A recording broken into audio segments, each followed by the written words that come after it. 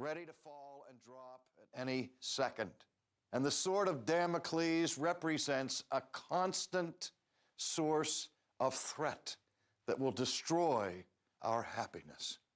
Now, we are creatures who are alive, and we love life. And yet every one of us is on death row. Every one of us is under a death sentence. Every one of us knows that somehow there in the future awaits our execution. We don't know what form it will take. We don't know what the circumstances of our own demise will be. But that sword of Damocles, that sword of death, hangs over us and casts a pall over all of our plans and our joyous anticipations. And though we try to suppress it, it's always there. The awareness of our mortality. It kind of dampers the thrill and the joy of life, does it not? To have this unknown specter of the unwelcome visitation of the angel of death into our lives.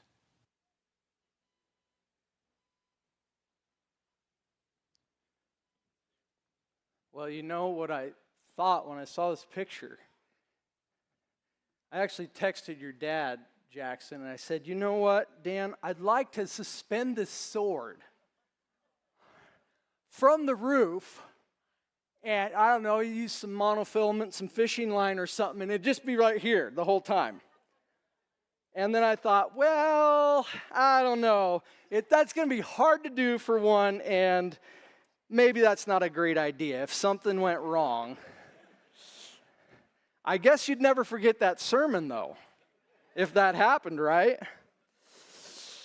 So our subject today, death.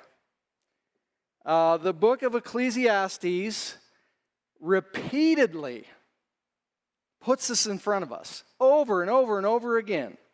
So, he begins the book, chapter 1, verse 4. A generation goes, a generation comes, but the earth remains forever. We're not going to be here long, and somebody will take our place. Chapter 2, verse 16. For of the wise as of the fool there is no enduring remembrance, seeing that in the days to come all will have been long forgotten, how the wise dies just like the fool. Chapter 3, verse 19. For what happens to the children of man and what happens to the beasts is the same. As one dies, so dies the other. They all have the same breath, and man has no advantage over the beasts, for all is vanity. Chapter 7, verse 2. It is better to go to the house of mourning than to go to the house of feasting. For this is the end of all mankind, and the living will lay it to heart, will take this to heart. Are you tired of the preacher in Ecclesiastes reminding you that you're going to die? Like, dude, you've said it before. I got it. I'm sick of hearing about it. I know we're going to die. I got it. Why bring it up again? Well, if you are, tough beans. You get to hear about it again. Because in chapter 9, he is going to give us his most extensive treatment of this, of the subject of death, I think, in the whole book. So, did I say chapter 9? If you're an astute listener, you might be saying, what? Chapter 9 already? Weren't we in chapter 7 last week? And don't we preach through the books, verse by verse for the most part? Why are you skipping to chapter 9 all of a sudden? What is up with that? Well, here's my thinking, okay? Here's my justification, and you may or may not agree with it, and if you don't like it, well, I don't really care that much, so.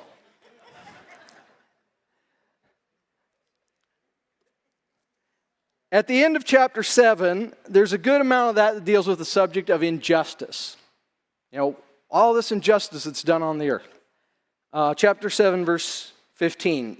There's a righteous man who perishes in his righteousness. There's a wicked man who prolongs his life in his evil doing.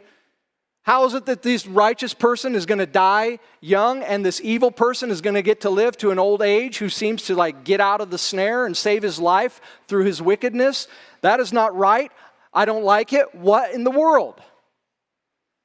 And so the end of chapter 7, that is woven through there. Verse 29, see this alone I found, that God made man upright, but they've sought out many schemes. There's a lot of hanky-pankying going on out there in the world. There's a lot of shenanigans. At the end of chapter 8, he returns to this same subject. Verse 11, because the sentence against an evil deed is not executed speedily, because of that, justice is slow to come on this earth. The heart of the children of man is fully set to do evil. We can get away with it. He says in 8:14, there's a vanity that takes place on the earth, that there are righteous people to whom it happens according to the deeds of the wicked. And there are wicked people to whom it happens according to the deeds of the righteous. I said this also is vanity. So what I'm saying is we've covered some of this ground before. We've already kind of incorporated some of these verses from the end of chapter 7 and the end of chapter 8 in a previous sermon. I don't know if you remember the message about the Achilles heel of the Christian faith. You remember this one from a month or two ago?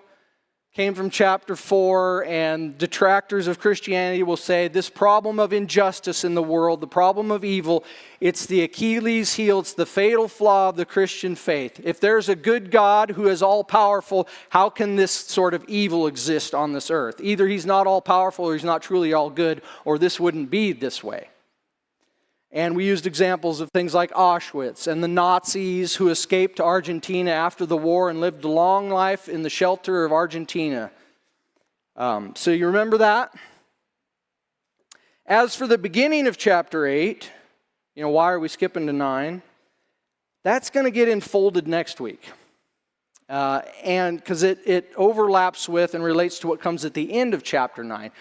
A lot about kings, rulers, fools in high places. That could be an interesting one.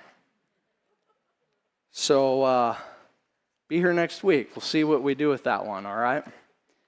But those things go hand in hand, right? The fact that injustice exists on the earth, and there are some really not great people in places of power. That's where a lot of that injustice comes from. So you may have noticed as we work through Ecclesiastes, long story short, all that said that the preacher repeats himself. This is not linear. He doesn't follow 1, 2, 3, A, B, C. This book is cyclical. Have you noticed that? He'll mention a subject, he'll come back to it, and he'll come back to it, and he'll come back to it. I believe this is part of the genius of the book of Ecclesiastes. That the structure of the book, the form of the book matches its content and is supposed to heighten or make us feel or experience what it's saying that, hey, it's a merry-go-round. What goes around comes around in life. Everything is cyclical. And so he starts the book. The sun rises, the sun goes down. Every day, right? It happens every day. Sun up, sun down, sun up, sun down, a Groundhog Day. Every day is the same. He says in chapter 1, verse 7, all the streams run to the sea, but the sea is not full. To the place where the streams flow, there they flow again. You got the water cycle, all right? Evaporates out of the sea, fills the clouds, precipitation comes, runs into the streams, goes to the ocean, round and round and round it goes. It's gone on like that for thousands of years on the earth.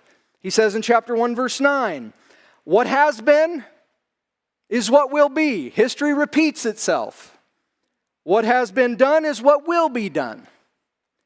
And there is nothing new under the sun. So do you see what I'm saying about how the structure is supposed to match the content and sort of heighten it? Everything's cyclical, and so he keeps repeating himself. He keeps coming back to these subjects that he's already mentioned, injustice and money and death. That does pose a challenge, for the purpose of preaching. If you're going to preach through a book and you're going to keep coming to a similar subject, then you get there and you go, this is going to be the same sermon as they had 3 weeks ago. And they probably don't want the exact same sermon that they had 3 weeks ago. So, why repeat the thing about death then, if we've already heard it? We've been peppered with it. Isn't that good enough? Why not hop over that? Well, because I felt like theirs is he who shuns an oath.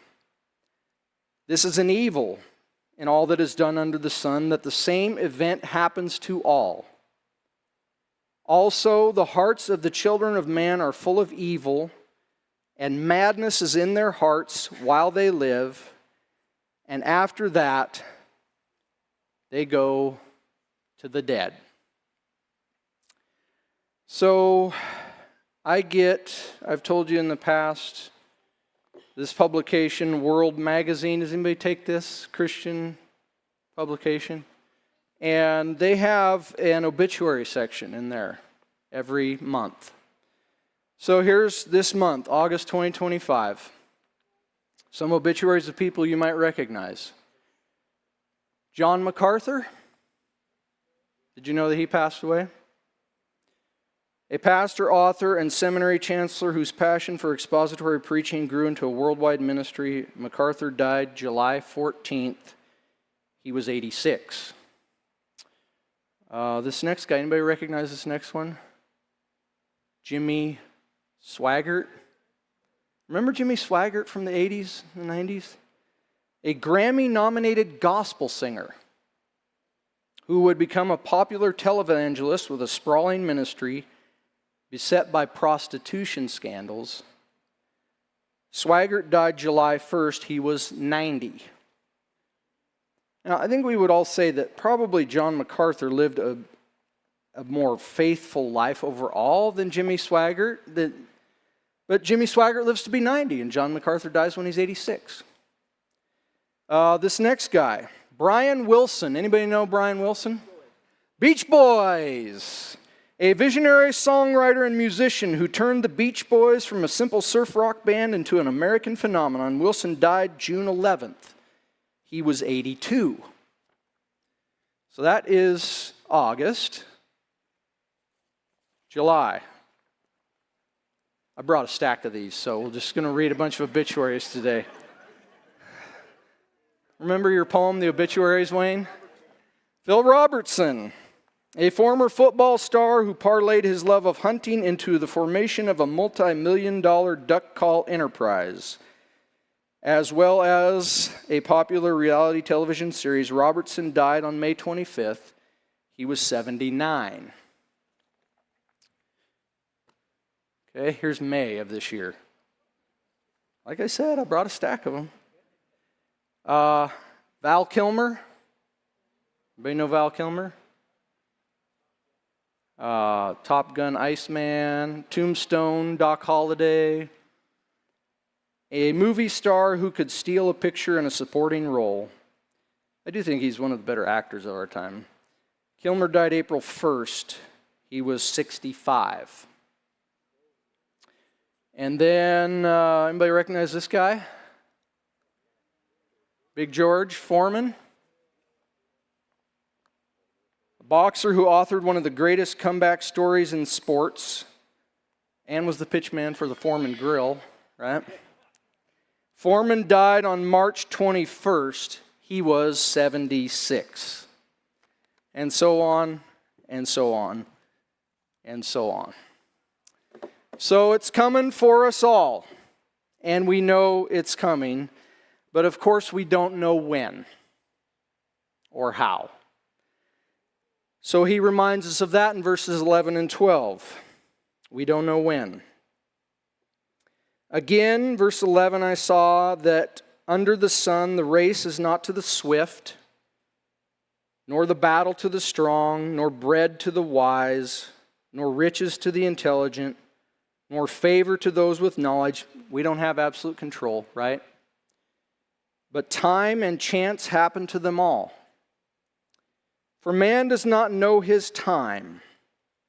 Like fish that are taken in an evil net, and like birds that are caught in a snare, so the children of man are snared at an evil time when it suddenly falls upon them.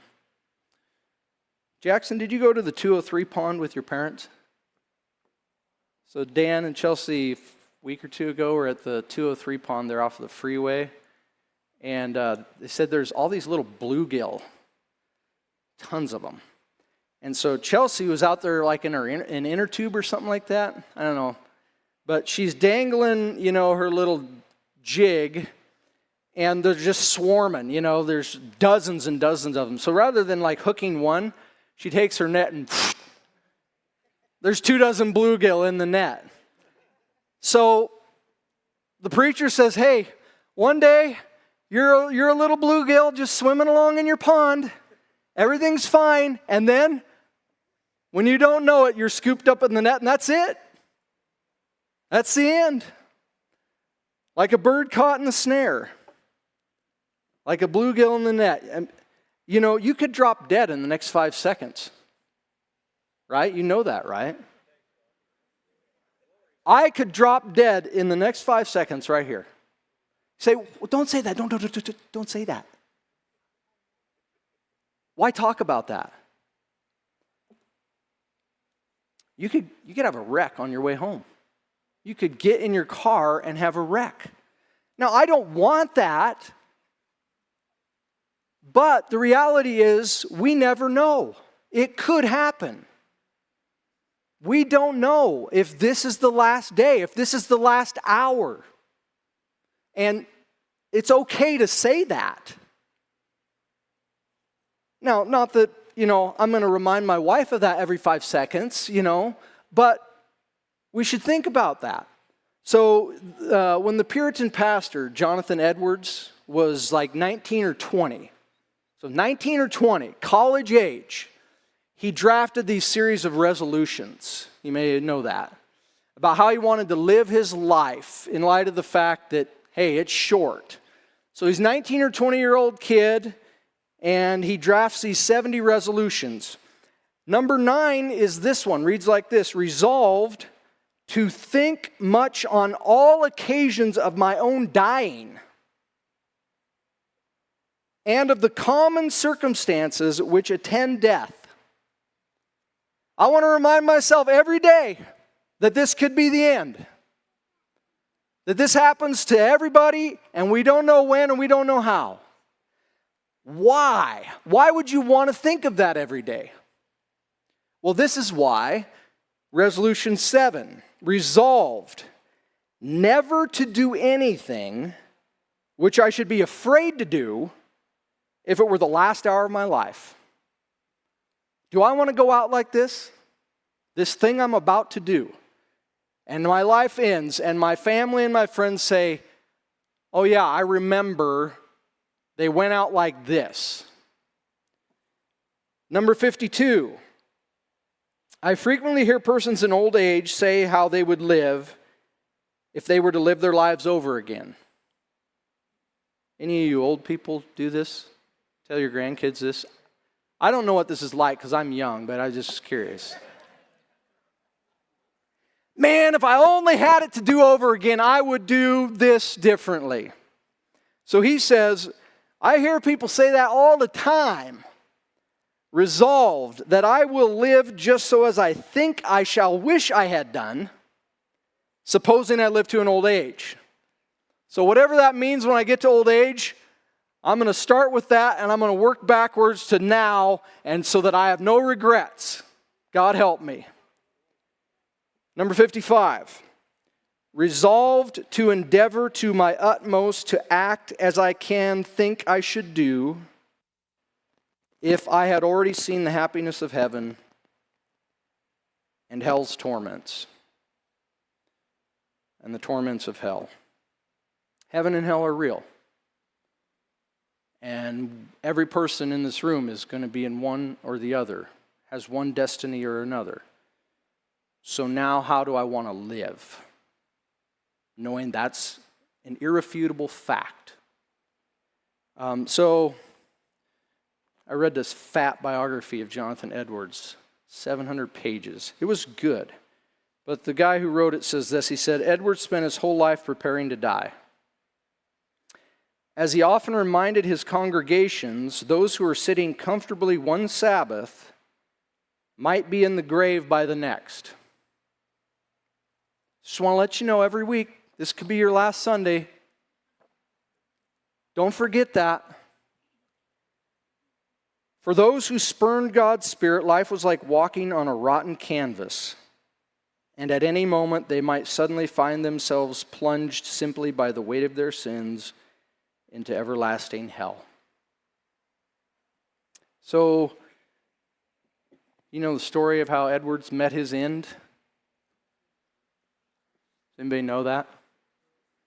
So it's the year 1758, and he's 54 years old, and smallpox is going around. And Edwards was a real believer in science, and he encouraged his people to get the smallpox vaccine inoculation. I know there's a lot of talk about vaccines with RFK Jr. and stuff, but so he takes the smallpox vaccination inoculation, and his body has a reaction to it, and he dies at 54 years of age.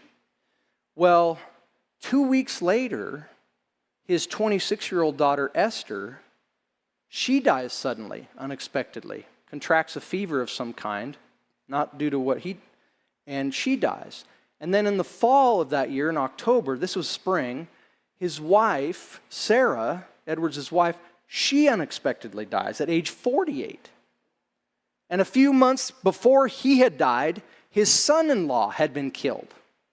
So they lose 4 immediate family members in less than a year's time. But they all knew Christ. And so there was hope beyond those tragic earthly events.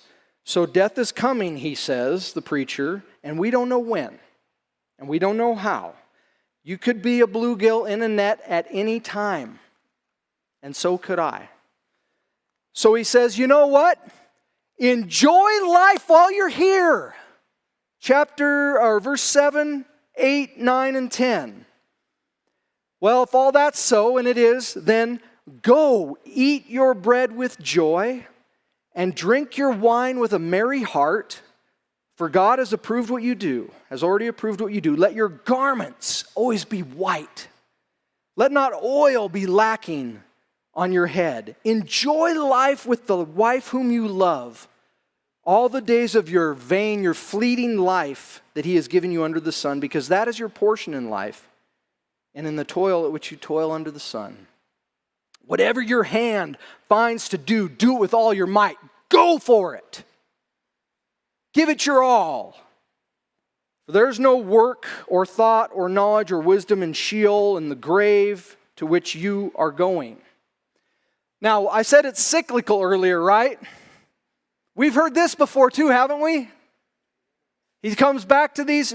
Mark calls these, okay, in the sea of vanity, we have these islands of joy.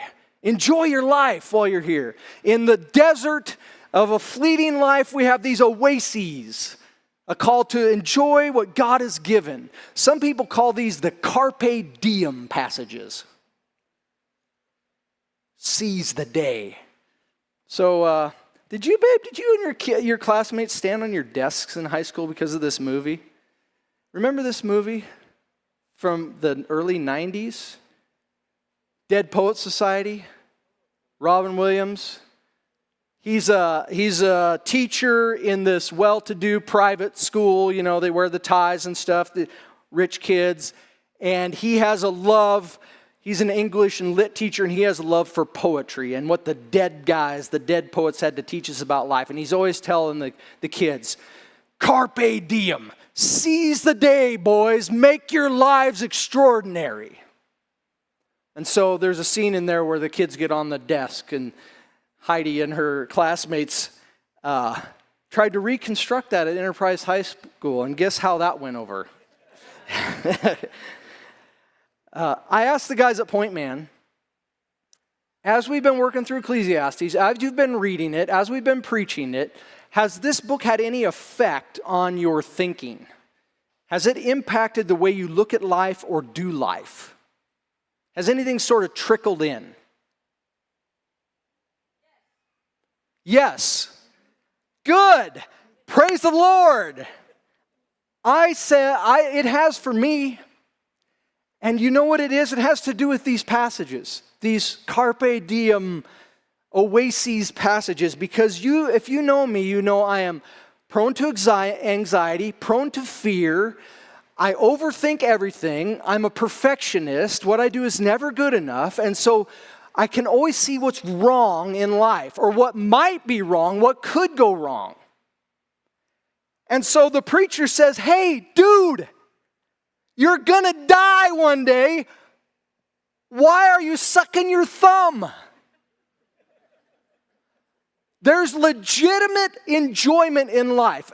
He's not calling for sinful, because he'll say other places, fear God, keep his commandments. We're going to meet our Maker. Remember that. But there is legitimate enjoyment of the daily good gifts that God gives. Man, I have an amazing, beautiful wife. I have an incredible family that God has blessed me with. We eat amazing food, and we live in this incredible, beautiful valley. There is so much that is good. And why don't I appreciate that every day? All the little things. Every good and perfect gift comes down from above, from the Father of lights.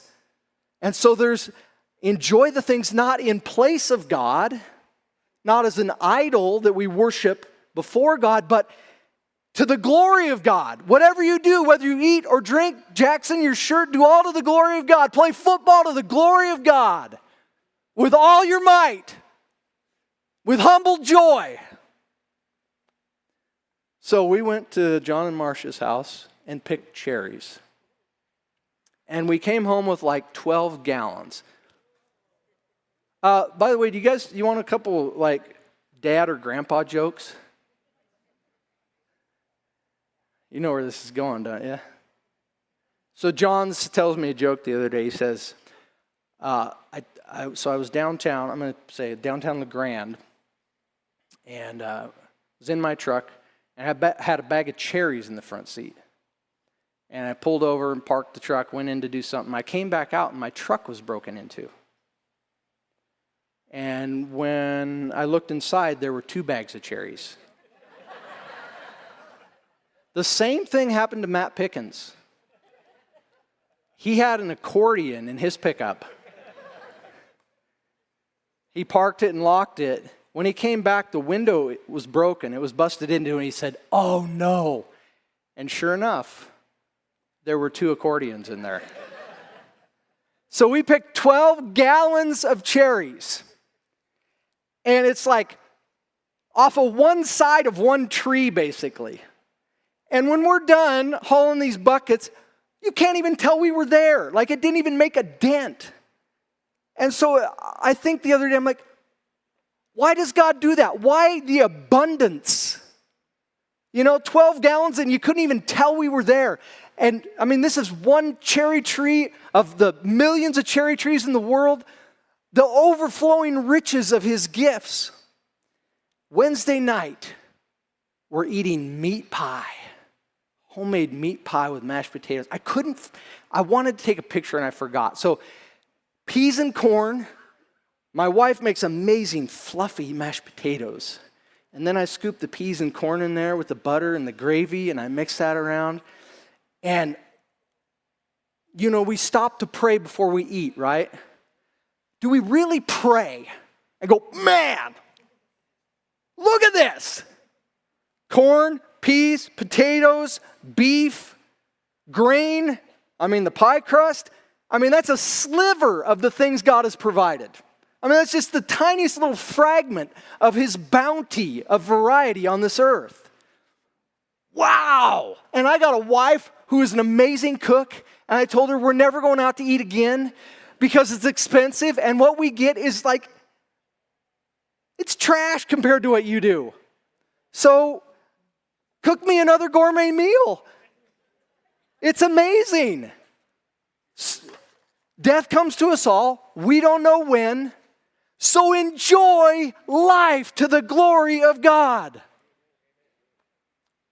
And then celebrate Christ's victory as we do. What's up with verses 4 to 6? Verse 4, he who is joined with all the living has hope, for a living dog is better than a dead lion. And we think of the king of the beasts, right? They're nothing much more majestic than a lion. And here's this mangy street dog eating trash in the streets of Jerusalem. And he says, well, better to be a living dog than a dead lion. At least the dog's alive. For the living know that they will die, but the dead, they know nothing. Verse 5. They have no more reward. The memory of them is forgotten. Their love, their hate, their envy, it's all perished. Forever they have no more share in all that is done under the sun. You read verses like that and you go, what is up with this guy? Like, in other parts of the Old Testament, it speaks of life after death. It talks about resurrection. What is this? Doesn't he know we don't just cease to exist after we die? That there's more than that? Well, what can we say to that?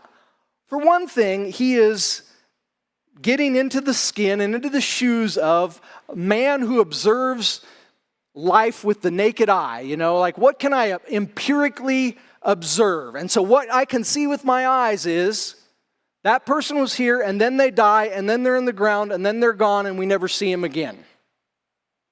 That's what my eyes see. Also, there is progressive nature of revelation. Over time in history, God revealed more as things went on. And so now this side of the cross, of the death and resurrection of Jesus, we know a lot more. We have a lot more detail that the Scriptures give us. Think of the New Testament letters that tell us about what happens, resurrection and when we die. So, if it's not for Christ, what can we anticipate in death? Not just merely a cessation of existence, but an eternal judgment apart from Christ if we reject Jesus. The sword of Damocles, as it were, it hangs. It hangs over the head of every person that rejects Jesus Christ. It's hanging over your head now if you are outside of Christ, and you know not when it will fall. And the sword is actually in the hand of a sovereign God, of the Lord who gave life and who can justly take life whenever He chooses.